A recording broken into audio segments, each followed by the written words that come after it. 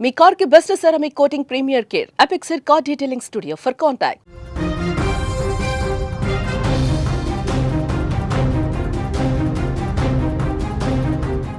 తెలుగు రాష్ట్రాలను ప్రస్తుతం చలిగాలులు వణికిస్తున్నాయి. దక్షిణ భారతదేశంపైకి చలిగాలులు వీయడంతో కోస్తా రాయలసీమ ప్రాంతాలలో చలి తీవ్రత ఒక్కసారిగా పెరిగింది. గత 2-3 రోజుల నుంచి అయితే దీని తీవ్రత మరింత ఎక్కువగా కనిపిస్తుంది. మనకు రాత్రి ఉష్ణోగ్రతలు సాధారణం కంటే 3 నుంచి 5 డిగ్రీలు తక్కువగా ఉండడం కూడా ఇక్కడ మనం గమనించవచ్చు. ఈ చలి తీవ్రత మరికొన్ని రోజులు కొనసాగేటువంటి అవకాశం ఉందని ఐఎండీ తెలిపింది. అయితే ఇదిలా ఉండగా బంగాళాఖాతంలో మరొక ముప్పు పొంచి ఉన్నట్లు వాతావరణ నిపుణులు ఇప్పుడు హెచ్చరిస్తున్నారు. పసిఫిక్ మహాసముద్రం నుంచి వచ్చేటువంటి తేమ గాలుల ప్రభావంతో ఈశాన్య ఋతుపవనాలు బలపడుతున్నాయి.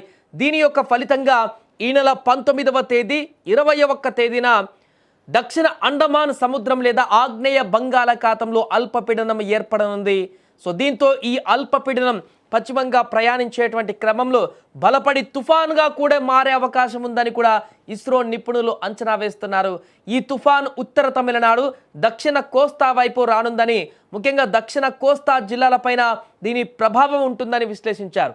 దీనికి ముందుగా మరో 4-5 రోజులలో శ్రీలంక సమీపంలో ఒక అల్పపీడనం ఏర్పడి దక్షిణ తమిళనాడు మీదుగా ఆ దిశగా వస్తుందని మోడల్స్ అంచనా వేస్తున్నారు.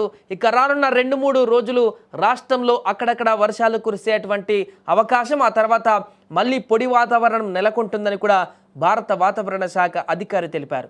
సో దీంతో ఒక్కసారిగా మరొకసారి వర్ష ప్రభావాలు రాష్ట్రం మీద కనపడేటువంటి అవకాశాలు ఉన్న నేపథ్యంలో ప్రజలు మరలా అప్రమత్తంగా ఉండవలసిన పరిస్థితి ఏర్పడింది.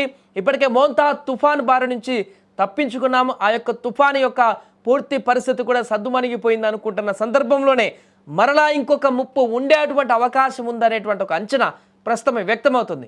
ఒకవైపు చలి, మరొక వైపు ఈ యొక్క అల్పపీడనం ఏర్పడి ఇది తుఫానుగా మారేటువంటి అవకాశం ఉందంటూ చెప్తున్నారు. కాబట్టి అది తుఫానుగా మారితే మరలా ఆంధ్రప్రదేశ్ తీర ప్రాంతాలలోని పలు ప్రాంతాలకు ఇప్పుడు తీవ్ర నష్టం చేకూరేటువంటి అవకాశం ఉంటుంది.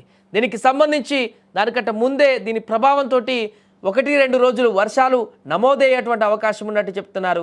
ఆ తర్వాత పొడి వాతావరణం వచ్చిన తర్వాత మరలా 19-20వ తారీఖున ఈ యొక్క అల్పపీడనం తుఫానుగా మారేటువంటి సూచనలు కనిపిస్తున్నాయంటూ చెప్తున్నారు.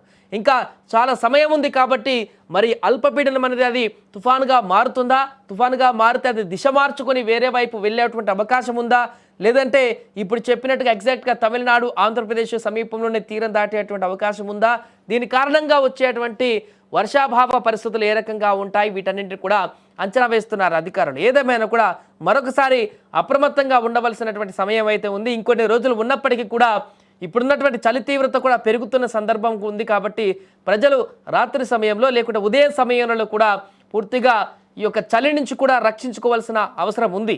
ఇప్పుడిప్పుడే చలి మొదలవుతుంది, చలికాలంలోకి ఎంట్రీ అవుతున్నాము అనుకుంటున్న సందర్భంలోనే విపరీతంగా చలి తీవ్రత పెరుగుతుంది. గత 2-3 రోజుల నుంచి ఆ చలి మరింత పెరిగి విపరీతమైన చలిగాలులు కూడా వీస్తున్నాయి. ఆ యొక్క చలిగాలులు చెవుల్లోకి వెళ్తే ఇబ్బందికరమైనటువంటి పరిస్థితులు ఎక్కువగా ఉంటాయి. కాబట్టి కొంత ప్రజలు జాగ్రత్తగా కూడా ఉండాలంటూ కూడా చెప్తున్నారు.